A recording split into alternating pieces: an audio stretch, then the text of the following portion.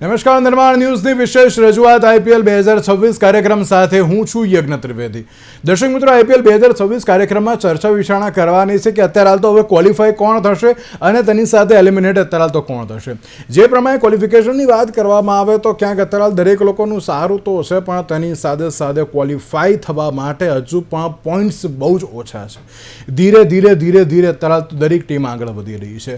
પણ તેની સાથે એક સારા સમાચાર એ પણ છે કે રોયલ ચેલેન્જર્સ બેંગ્લોરે આ ટોપ 4ની જે પોઝિશન છે તેમાં પહેલું નંબર અત્યારે તો જે હાંસલ કરી લીધો છે અને પોતાનું સ્થાન અત્યારે તો નિશ્ચિત કરી દીધું છે કે ભાઈ અમે તો અત્યારે આ જગ્યાએ છીએ, બીજા જેને પોતપોતાનું સ્થાન લેવું એ અત્યારે તો લઈ શકે છે. અને એ જ અનુસાર જ્યારે રોયલ ચેલેન્જર્સ બેંગ્લોરની વાત કરીએ તો બેંગ્લોર અને પંજાબ વચ્ચે જે મેચ હતી, ક્યાંક એક ચાન્સ હતો પંજાબ પાસે કે આ મેચ અત્યારે તો જે જીતવાનો, પરંતુ તે લોકો ના જ જીતી શક્યા.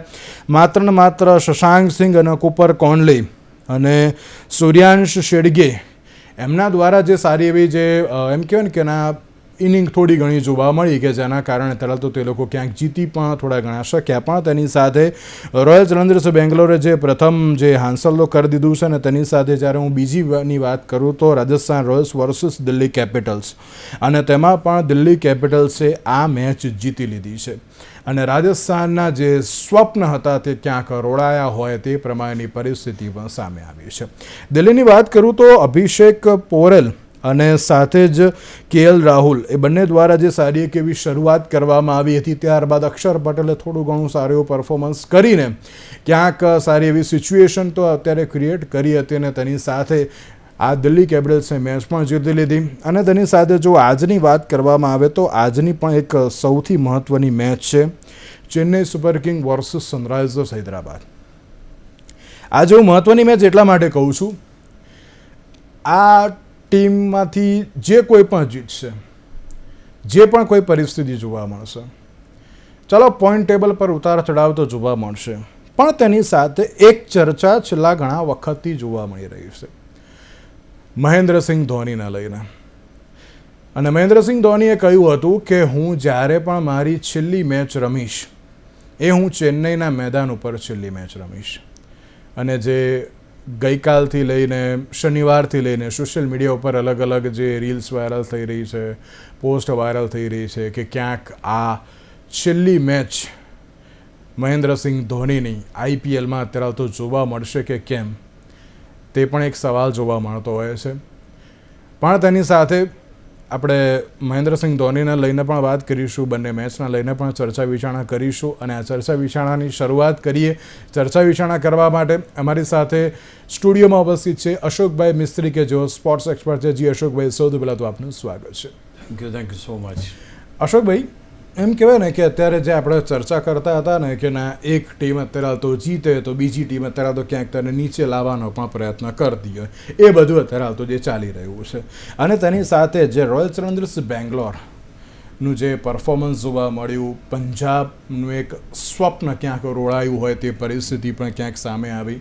કઈ રીતે જોઈ રહ્યા છો અશોકભાઈ તે મેચને? અને સાથે જ પંજાબ એક સારામાં સારી ટીમ અને આ પ્રકારનું ક્યાંક પરફોર્મન્સ સવાલ ઘણા બધા ઉપસ્થિત કરે છે, શું કહેશો આપ? શરૂઆતની સાથે 7 મેચો જે ટીમ જીતી હોય ત્યાર પછીની 6 મેચો જે ટીમ હારે, એના માટે ખરેખર કહી શકાય તો આ દુઃખદ ઘટના કહી શકાય. શ્રેયસ અય્યર જેવો જેનું કેપ્ટન હોય કે જેણે શરૂઆતમાં એમ લાગ્યું કે આ ભારતનો કેપ્ટન બની શકે એવી ક્ષમતા ધરાવે છે, અને એ 6 મેચો બાકી ત્યાર પછીની રમે અને એમ થઈ જાય કે આની રણનીતિમાં કંઈ દમ નથી, અથવા તો એની જે કેપ્ટનશીપ છે એટલી પરિણામલક્ષી નથી, અથવા તો he is not a consistent batsman. એટલે આ ક્રિકેટ જગતમાં આ બહુ મોટો પ્રોબ્લેમ છે કે જ્યારે કોઈ ખેલાડી રમે તો તમારી એની વાહવા થાય, અને જેવો સેજ ખેલાડી બેકફૂટ ઉપર જાય તો એની પછી બધા એના વીક પોઈન્ટ્સ બધા શોધીને વાત કરે. કારણ કે ઓબ્વિયસલી બધા મેચ જોવા માટે આવે છે, અને જો તમે મેચમાં ડિલિવર ના કરી શકો તો હું માનતો નથી કે કંઈ આગળ ઉપર થઈ શકે. પંજાબની જે પડતી છે there are plenty of things. એમાં સૌથી મોટું કારણ એ છે કે શ્રેયસ અય્યરની બેટિંગ નથી થતી જે પ્રમાણે જોઈએ એ પ્રમાણે. બોલિંગ ડિપાર્ટમેન્ટ ઇઝ બહુ જ જેને કહેવાય ને કે એક નિરાશ કરે છે. જે રીતે હર્ષદીપ બોલિંગ કરી રહ્યો છે, જે રીતે બાકીના બધા પ્લેયર્સ બોલિંગ કરી રહ્યા છે, ક્યાંક ઇટ સેટ થતી નથી. સામેની ટીમ બહુ આરામથી રન બનાવે છે અને આરામથી રન બનાવ્યા પછી ચેસ કરવાનું હોય તો બહુ આરામથી ચેસ કરી જાય છે. એટલે બોલિંગ અને બેટિંગ આ બંને ક્ષેત્રો, અને એમાં જો એડ થતી હોય તો એ ફિલ્ડિંગ, કે ઘણા કેચ પડતા મૂકવામાં આવે છે, ઘણી મિસફિલ્ડિંગ થઈ છે, અને આ ટીમ હવે પોતાનો જે બેઝ છે ગુમાવતા જાય. ગઈકાલે કોઈ એનું દિલ તૂટ્યું નથી. પંજાબનું દિલ ગઈકાલે નથી તૂટ્યું, પંજાબનું દિલ આજે તૂટશે જો ચેન્નઈ સુપર કિંગ્સ જીતશે તો. બિલકુલ, કારણ કે અત્યારે તો ચોથા ક્રમે છે. જો આજે ચેન્નઈ નથી જીતતું તો એને કોઈ પ્રોબ્લેમ નથી, પણ જો ચેન્નઈ જીતી જાય છે તો એનું સ્થાન પંજાબ લેશે, પંજાબનું સ્થાન ચેન્નઈ લેશે. એટલે એનો અર્થ એ થયો કે ટોપ 4માંથી આ ટીમ બહાર ફેંકાઈ જશે. એટલે ઘણી કપરી પરિસ્થિતિઓમાંથી અત્યારે પંજાબ કિંગ્સ એ થઈ રહી છે. અને બીજી જે મહત્ત્વની વાત છે કે Bangalore is going great guns. એમના બેટ્સમેન શાનદાર રમી રહ્યા છે, બોલર્સ ફોર્મમાં છે, પાર્ટનરશિપ બને છે. વિરાટ કોહલી 9મું વર્ષ, એટલે ટોટલ 9 વખત 500+ સ્કોર કરનાર ખેલાડી બન્યો છે. તમે વિચાર કરો, હજુ તો મેચો રમવાની બાકી છે. 500+ સ્કોર 9 વાર કરો, એની કન્સિસ્ટન્સી કેટલી તમે ખેલાડીની તમે વિચાર કરો. સાચી વાત છે કે દરેકે દરેક વખતે જ્યારે ઉતરે ત્યારે એ રન્સ બનાવે. અને આનાથી અદ્ભુત બીજું શું હોઈ શકે. એની સાથે પડિકલ છે એ ફોર્મમાં છે. ગઈકાલે ડાર્ક હોર્સ હતો તો જેને ટ્રમ્પ કાર્ડ કંઈ કોઈને ખબર જ નહીં એવો એક ખેલાડી વેંકટેશ આયર રમી ગયો કાલે. Venkatesh Iyer basically is a very good batsman. એ પહેલાં કલકત્તામાં હતો અને બહુ જોરદાર રમતો. ગઈકાલે એને ચાન્સ મળ્યો, 40 બોલમાં 73 રન મારે એણે. બહુ જ મજાની બેટિંગ કરી એણે. તો હું માનું છું કે અત્યારે બેંગ્લોરની ટીમ તૈયાર થઈ રહી છે, જેને કહેવાય એની પાસે બોલર્સ પણ જબરજસ્ત છે. ભુવનેશ્વર છે, હેઝલવુડ છે, આ 2 જણા તો ખાઈ જાય છે બધાને. તો હું માનું છું કે અત્યારે બેંગ્લોર માટે સારી પરિસ્થિતિ, નંબર 1 ટીમ છે.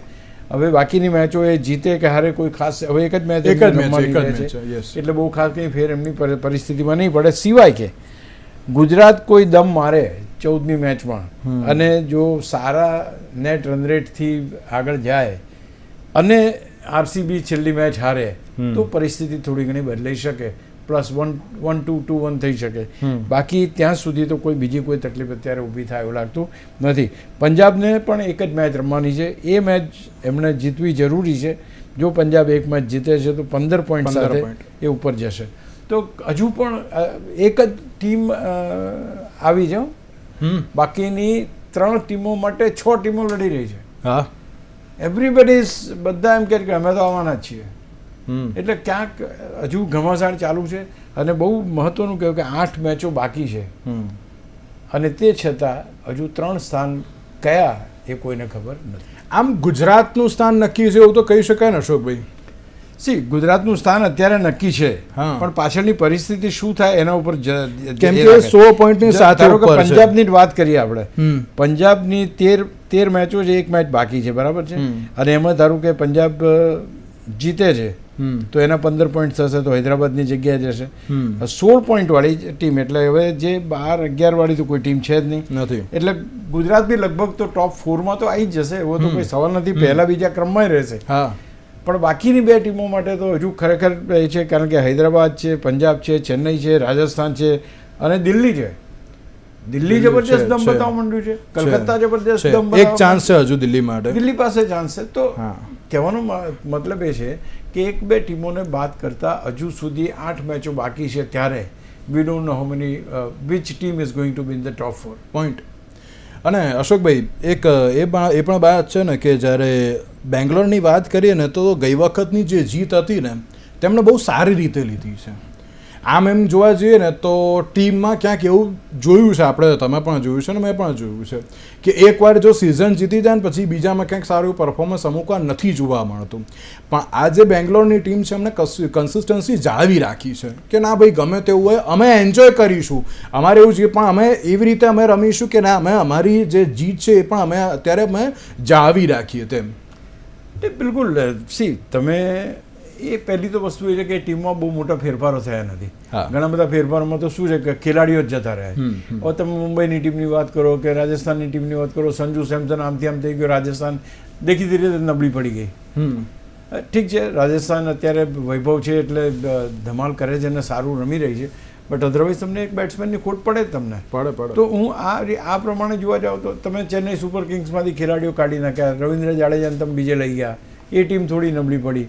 તો એ રીતની પરિસ્થિતિમાં ક્યાંક બેંગ્લોરની ટીમ એવી છે કે જેની અંદર ખેલાડીઓ હજુ એના એ છે મોટાભાગના ખેલાડીઓ, અને એટલા માટે એક પરફોર્મન્સ લેવલ અથવા તો એક્સપેક્ટન્સી કેટલી છે. આજે ધારો કે દરેક ટીમની પાસે એક એક્સપેક્ટ કરતું એટલું કે ભાઈ તારું કોન્ટ્રીબ્યુશન શું, તો કે ભાઈ મારું 5%, તો એ 5% કોન્ટ્રીબ્યુશન એનું શ્યોર થાય એવા ખેલાડીઓને તમે જજ કરેલા હોય એટલે તમારે રમવા માટે, બોન્ડ બનવા માટે, બોલિંગ બેટિંગ અને ફિલ્ડિંગનું કોમ્બિનેશન કરવા માટે સરળ પડે. જો આજે નવી ટીમો હોય તો એમાં ઘણી બધી તકલીફો ઊભી થાય. દિલ્હીમાં તકલીફ છે, કલકત્તામાં તકલીફ ઊભી થઈ, મુંબઈમાં તકલીફ છે. તો there are plenty of things which are not going the right way. પણ આ પર્ટિક્યુલર ટીમમાં કદાચ હું માનું છું કે વિરાટ કોહલી, એક તો બીજું કે બહુ મોટું ફેક્ટર વિરાટ કોહલી. આ તમે વિચાર કરો, એ દર વખતે અડધી સેન્ચુરી મારે જ મેદાન ઉપર ઉતરે એટલે એક તમારો બેઝ તમને શરૂઆત જ જોરદાર મળે છે. બિલકુલ. હવે તમને જે શરૂઆત જોરદાર મળતી હોય તો પાછળના બેટ્સમેનો રમવાના જ છે. બિલકુલ સાચું. હું માનું છું કે ઓલ સેડ એન્ડ ડન આ બધા પરિબળો જે છે, અને બીજું સૌથી મહત્વનું ભુવનેશ્વર કુમાર અને હેઝલવુડ, હા, વિકેટ ટેકિંગમાં અત્યારે નંબર 1, 2 એમ કહે તો ચાલે. એ લોકોની બોલિંગની તોલે કોઈ આવી ના શકે એવી અત્યારે બોલિંગ જોવા મળી રહી છે. બિલકુલ સાચી વાત છે. એટલે એમ કહેવાય કે આ વખતે પણ ક્યાંક રોયલ ચેલેન્જર્સ બેંગ્લોર IPLનો ખિતાબ જીતે તો એમાં પણ કોઈ શંકાને સ્થાન આ વખતે પણ નથી. તેની સાથે અશોકભાઈ વાત કરીએ Rajasthan Royals versus Delhi Capitals. Delhi ધીરે ધીરે હવે આગળ આવ્યું છે, આપણે જે પ્રમાણે ક્યાંક ચર્ચા કરી. પણ જ્યારે રાજસ્થાનની વાત કરીએ તો રાજસ્થાન ક્યાં હારી ગયું એમ અત્યારે હાલ તો કહી શકાય. તમે સાહેબ પહેલી શરૂઆતમાં જે પાર્ટનરશિપ થઈ એ જ, અને 100 ને કેટલા 123 કે 24 સ્કોર હતો ત્યારે તો 2 કે 3 વિકેટ હતા, અને 6-7 વિકેટો પડી ગઈ. હવે તમારો બેટ્સમેન જ કન્સિસ્ટન્ટ નથી, તમારું બેટિંગનું કોઈ માનસિક, દરેક ટીમ આજે એક લેવલ સુધી પહોંચીને પછી એમ વિચારે કે હવે મારી ટીમને આગળ જવાનું, અહીંયા મારે થોડું વ્યવસ્થિત રમવું પડશે. Nobody is able to play. તો એ જે પરિસ્થિતિ ઊભી થઈ, જે રાજસ્થાનની સ્થિતિ, ધ્રુવ જુરેલના 53, વૈભવના 46, આ અને પરાગના 51, આ 3 થયા પછી સાહેબ પરેરાનો 0, રવિ છે 4, શિવમ દુબે 5, શિવમ 5, પછી સનાકા 10. તો ક્યાંક તમે રન જ ના, અને આટલી બધી વિકેટો ધડાધડ પડતી જાય તમારી. તો આઈ થિંક એ અને આપણે આમે કહીએ છીએ કે 4 ખેલાડીઓ દરેક ટીમમાં એવા હોય કે જે મહત્વના, પાછળના ખેલાડીઓ રમે તો એ બોનસ કહેવાય. આ નથી રમતા તો બોનસ એમનું કપાઈ ગયું. અને એમ કહેવાય કે દિલ્હીમાં એ બોનસ કામ કરી ગયું. સોરી, એ જે પહેલા પ્લેયર અને એમાં પણ જે પોરેલ અને KL રાહુલ એ બંને રમી ગયા, પાર્ટનરશિપ થઈ ગઈ. હા, એટલે આપણે એ જ વાત કરીએ કે શરૂઆતના જો 4 ખેલાડીઓ રમે ને તો ટીમ જીતી જાય. હા, બિલકુલ એ જ પ્રમાણે જોવા મળ્યું. અને મિડલ ઓર્ડરમાં કોઈ એક એવું ખેલાડી હોય કે જે થોડી ઘણી પણ એમ કહે ને કે જે રન છે તેને થોડા આગળ લઈ જાય, એ અક્ષરે સપોર્ટ કર્યો. પણ 1-2 માણસથી જીતવું હોય તો એ તો શક્ય નથી. આ લોકો એમ સમજે છે કે ભાઈ વૈભવ અને જયસ્વાલ આવી ગયા એટલે બધું થઈ ગયું, પણ એવું હોતું નથી. હંમેશા તમારે, કારણ કે તમે જે રીતે શોટ, તમે જે રીતે રમવા, તમારી રણનીતિ ક્લિયર છે કે ભાઈ 5 ઓવર 6 ઓવર્સમાં અમે રન બનાવવાના છે, બરાબર. પાવર પ્લેમાં અમે આવી રીતના જ રમીશું, એક સ્ટ્રેટેજી અને ગુડ સ્ટ્રેટેજી. તમે જુઓ આ જે વૈભવ રમે છે એ કોઈ 50 માટે 100 માટે રમતો જ નથી. એને કહેવામાં આવ્યું છે કે ભાઈ તારે જઈને છગ્ગા જ મારવાના છે કે ચોગ્ગા જ મારવાના છે. That is what he is doing. બિલકુલ સાચી. ગઈકાલે એક ઇન્ટરવ્યૂ જોતો હતો, એમાં કાંક વૈભવ સૂર્યવંશીને સવાલ પૂછવામાં આવે છે કે ભાઈ તારે ધારો કે આને બુમરાહની બોલિંગ તું રમીશ તો તને શું લાગે છે એમ કે, તો કે મારા માટે બુમરાહ અથવા હર્ષલ પટેલ સરખા છે. હવે આ માણસને ખોફ નથી કોઈનો. વિચાર કરો તમે, હર્ષલ અને બુમરાહની કમ્પેરિઝન કરે છે. તો હી ઇઝ નોટ. કાલે તમે જુઓ સ્ટાર્કને, તમે જુઓ પહેલા બોલે છો કે બીજા બોલે છગ્ગો ફેંકી દીધો બહાર તરત. તો સી દેર આર પણ એ 2-3 ખેલાડીઓ સિવાય બાકીનું કોણ, તો એ લોકોની પાસે એ ટીમ છે નહીં. નબળી ફિલ્ડિંગ છે, બોલિંગ ચેન્જીસ કરવામાં તકલીફો પડે છે, દેર આર પ્લેન્ટી ઓફ ઇશ્યુઝ. હવે જો રાજસ્થાનને પણ, હા, ફરી એકવાર તો રાજસ્થાન જો જીતી જશે તો ફરી પાછી લાઇમલાઇટમાં આવી જશે. કારણ કે હવે જો રાજસ્થાન પાસે 12 પોઈન્ટ છે, બે પોઈન્ટ એને જો મળે છે, 2, અને એમને 2 મેચો બાકી છે. હા, બિલકુલ 2 મેચીસ, તો ડેફિનેટલી ચાન્સ હજુ છે. પણ લેટ્સ સી. આમ તો જોવા જઈએ ને અશોકભાઈ, બંનેને ચાન્સ તો છે, દિલ્હીની પણ છે અને રાજસ્થાન સોરી દિલ્હીને એક જ ચાન્સ છે અને રાજસ્થાનને હજુ પણ 2 ચાન્સ છે. બે મેચો છે એટલે એના ચેન્નઈની બંનેની 12 મેચો છે. બિલકુલ. બંને જો બંને મેચો જીતે છે તો તમે જો ઉપર ખળબળાટમાં બિલકુલ સાચી વાત છે. અશોકભાઈ, વાત કરીએ હવે આજની મહત્વની મેચના લઈને. પહેલાં એક સવાલ છે તેને લઈને હું વાત તો કરી લઉં પણ પછી આપણે અન્ય કોઈ ચર્ચા ઉપર જઈએ. અશોકભાઈ, છેલ્લા 2 દિવસથી એક ચર્ચા જે વહેતી થઈ છે, મહેન્દ્રસિંહ ધોનીનો એક વિડીયો જે એક વાયરલ જે પણ થયો છે કે ભાઈ મારી જે છેલ્લી મેચ હશે એ ચેન્નઈના મેદાનથી હશે. અશોકભાઈ, બટ ઓબ્વિયસ છે કે સચિન તેંડુલકર જે ક્રિકેટના ભગવાન કહેવાય છે એમની પણ છેલ્લી મેચ હતી ત્યારે જે ફેન ફોલોઈંગ હતું એ ક્યાંક એ સ્ટેજ ઉપર હતું કે ભાઈ હવે અમે સચિનને નહીં જોઈ શકીએ અને એ જ પ્રકારનું ક્યાંક ફેન ફોલોઈંગ અત્યારે તો ક્યાંક સવાલ કરી રહ્યું છે મહેન્દ્રસિંહ ધોનીને લઈને. કારણ કે આજે ચેન્નઈની મેચ છે એ પણ ચેન્નઈના જ ગ્રાઉન્ડમાં છે, ચિન્નાસ્વામી ઉપર, અને એ ક્યાંક મહેન્દ્રસિંહ ધોનીની ફેરવેલ મેચ તરીકે પણ ક્યાંક ચર્ચાઓ જોવા મળી રહી છે. સૌથી પહેલાં આપની પ્રતિક્રિયા તેને લઈને. ચર્ચા છે, કન્ફર્મ નથી. હા, એટલે હું માનતો નથી કે કોઈ એક ખેલાડીની સ્થાને MS ધોની રમે અને રમે તો એ ચર્ચા બહુ જોર પકડે કે આ એમની છેલ્લી મેચ છે. પણ હું નથી માનતો કે કોઈ એવી જાહેરાત કરે કે જે જાહેરાત તમને ગમતી હોય એવી. એટલે રમશે કે કેમ એ તો સવાલ છે, દરેક મેચમાં એ આવે છે કે આજે ઉતરશે. હવે તમે એમ કહ્યું કે સોશિયલ મીડિયાથી ચાલે, પણ આની પહેલાં સોશિયલ મીડિયા ઉપર એમણે ઘણું બધી વસ્તુઓ ચાલી પણ he has never રિસ્પોન્ડેડ two that. બિલકુલ. એટલે હું એવું બહુ જોતો ને. અને બીજું, આ બહુ ક્રુશિયલ મેચ છે. ચેન્નઈ સુપર કિંગ્સ આજે જે મેચ રમી રહ્યા છે એ ક્રુશિયલ રમી રહ્યા છે.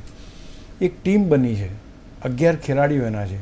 કોઈ એક ખેલાડીને કાઢીને પોતે રમવું હું નથી માનતો કે આ પર્ટિક્યુલર મેચમાં એટલું બધું મહત્ત્વનું હોય.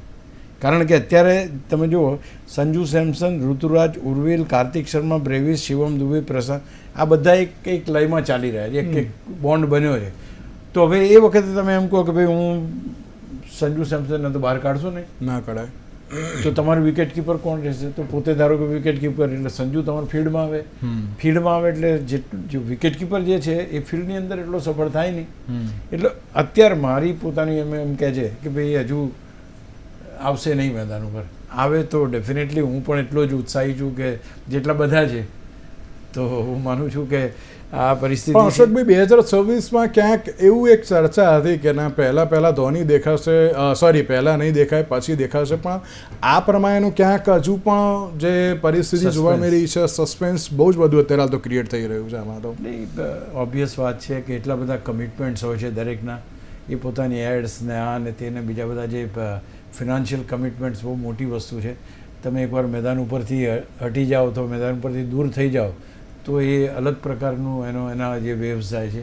અને તમે હો અથવા તો આવવાના છો એવું એ હોય તો દરેક પ્રોડક્ટ એ વ્યક્તિ સાથે સંકળાઈને એક સામાન્ય વાત છે આમાં કે ભાઈ આ એટલે નાની વસ્તુઓ તો બરાબર, આ તો મોટા કોન્ટ્રાક્ટ્સ ને બધું હોય એટલે એ પણ વસ્તુ એક છે. ફાઇનાન્શિયલ એમની જે પ્રોફેશનલ એ છે એ પણ એની ઉપર સ્ટેક ઉપર હોય. અને બીજું કે તમે આજે નિવૃત્ત જ થઈ જાવ છો કે હવે હું નથી રમવાનો તો કોઈ એ રહે નહીં. તો હું માનું છું કે સ્ટીલ, અને બીજું કે હજુ એનામાં ક્રિકેટ બચ્યું છે તો લેટ સી. હવે આપણે અને તમારી વાત જો સાચી હોય ને આજે થશે તો મને તો એને જોવાનું, મને હજુ યાદ છે કે કેવી રીતના 3 છગ્ગા હાર્દિક પંડ્યાને એને ફટકાર્યા. હા બિલકુલ. એટલે એવું કે એ વસ્તુ આપણે પણ ના ભૂલાય કે કોઈ પણ સ્ટેડિયમમાં ચેન્નઈની ટીમ જતી હોય ત્યાં કોઈ પણ જગ્યાએ ના મુંબઈ ઇન્ડિયન્સના ફ્લેગ જોયા છે, ના ગુજરાત ટાઇટન્સના જોયા છે કે ના કોઈ પણ જગ્યાએ. ચેન્નઈ સુપર કિંગ્સને જે ફેન ફોલોઈંગ છે, ફેન ફોલોઈંગ MS ધોનીનું નહીં. હા, હવે MS ધોની જો ગ્રાઉન્ડ ઉપર થઈ જાય એટલે એનું ફેન ફોલોઈંગ ઉપર પણ એની અસર થાય. બિલકુલ સાચી વાત છે. તો આજની એમ કહી શકાય ખરી કે ક્રુશિયલ મેચ છે, કારણ કે હૈદરાબાદે પણ પોતાનું સ્થાન જાળવી રાખવાનું છે, ચેન્નઈએ ક્યાંક એન્ટર પણ કરવાનું છે. શું કહેશો આજની મેચને લઈને? બહુ જ ક્રુશિયલ મેચ અને બહુ જ ઇમ્પોર્ટન્ટ મેચ છે. કારણ કે બંને બાજુ, આ બાજુ સંજુ, ઋતુરાજ ને ઉર્વિલ, આ 3 ખેલાડીઓ છે. સામે છેડે અભિષેક હેડ ને ઈશાન કિશન છે અને ચોથો ક્લાસેન છે. આ બાજુ ચોથો કાર્તિક શર્મા છે. આ બધા ખતરનાક બેટ્સમેનો છે. ખાસ કરીને હૈદરાબાદ તો આપણે જાણીએ છીએ કે કેવું આક્રમક રમે છે. એ આક્રમક રમે છે એને કેવી રીતના કંટ્રોલ કરવા એ આજે બહુ મહત્ત્વનું કામ ચેન્નઈ પાસે. કંબોજ પણ ચેન્નઈની ટીમમાં છે. એટલે આ એક કંબોજ છે કે જેણે 2.3 ઓવર્સમાં જ કંઈ કેટલા બધા રન આપ્યા છે કે 26.36ની ઇકોનોમી રેટથી એણે રન આપ્યા, બહુ ધોવાયા હતા. તો એ ખેલાડીઓ છે એટલે આ બધાની સાથે કઈ રીતે ટેકલ કરે છે એ જોવાનું છે. પણ આ એક વાત એ પણ છે કે હૈદરાબાદને જો કંટ્રોલમાં રહેવું હોય તો તમારે શરૂઆતમાં અભિષેક ખેડ ને ઈશાન આ 3 વિકેટો જો તમે જલ્દી લઈ લો તો તમારી પાસે બધા ચાન્સ છે. પણ આમ અશોકભાઈ બોલિંગ ક્યાંક ચેન્નઈની હજુ પણ સારી નથી એવું અત્યારે તો જે ક્યાંક ચર્ચાઈ રહ્યું છે. એ બરાબર, પણ નૂર અહેમદ અને અકેલ હુસેન આ બે એટલા સરસ બોલિંગ કરે છે ને કે ના પૂછો વાત. તમે જો શરૂઆતમાં, અને મને આશ્ચર્ય નહીં થાય કે શરૂઆતમાં આ તરત જ નૂરને અથવા તો આને લાવી દે કે પહેલી ઓવર સ્પિનર નાખે, અભિષેકને ટ્રેપ કરી શકે છે. અને આપણે વર્લ્ડ કપમાં જોયું હતું કે ઓફ સ્પિનર અમે હારી, મીન્સ કે વિકેટ એની જાય જ. એટલે એ પરિસ્થિતિ થાય. પણ મુકેશ ચૌધરી છે, જેન્સન છે, જોન્સન છે, પ્રશાંત વીર છે, શિવમ દુબે પણ બોલિંગ કરે છે. હા, તમારી પાસે તમે જે કીધું એ બિલકુલ સાચું છે. ફાસ્ટ બોલિંગ થોડી વીક છે, પણ આ બે ખેલાડીઓ જે સ્પિન બોલર્સ છે એ ચેન્નઈના મેદાન ઉપર વધુ સારું પ્રદર્શન કરી શકે. અને જો પહેલી બેટિંગ ધારો કે હૈદરાબાદ કરે ને તમે એની વિકેટો શરૂઆતની લઈ શકો છો તો એ ટીમને પ્રેશરમાં લવાય. પછી તો ઇવન ક્લાસેન પણ એટલું નથી રમી શકતો. ક્લાસેન પણ એ પોતે ભલે વિકેટ ઉપર રહે છે પણ રન એનો જે સ્ટ્રાઇક રેટ છે એ સ્ટ્રાઇક રેટ મેન્ટેન થતો નથી. એટલે સ્ટ્રાઇક રેટ મેન્ટેન કરવા માટે આ 3 જ ખેલાડીઓ છે અને એ 3 ખેલાડીઓને આ લોકો ટાર્ગેટ કરીને રમશે આજે. બિલકુલ બિલકુલ. તો હવે જોવાનું એ રહ્યું કે હવે આજે કોનું અત્યારે તો કઈ રીતનું પરફોર્મન્સ જોવા મળશે. તેની સાથે અશોકભાઈ આપનો આભાર અમારી સાથે આ ચર્ચા વિચારણામાં જોડાવા માટે. તો સાથે જ સવાલ પણ આ વખતે એ છે કે ચેન્નઈ સુપર કિંગના જે ખૂબ જ મહત્વના પ્લેયર મહેન્દ્રસિંહ ધોની શું આજે અત્યારે તો સ્ટેડિયમ પર જોવા મળશે કે કેમ, તે પણ એક સૌથી મોટો સવાલ છે. અને ફેન પણ ક્યાંક સવાલ એક જ કરી રહ્યા છે કે આ છેલ્લી ચેન્નઈ પર અત્યારે તો મેચ છે તેમાં કોણ હવે કેવું પરફોર્મન્સ પણ કરશે. આજના વિશેષ કાર્યક્રમને આપશે. નમસ્કાર.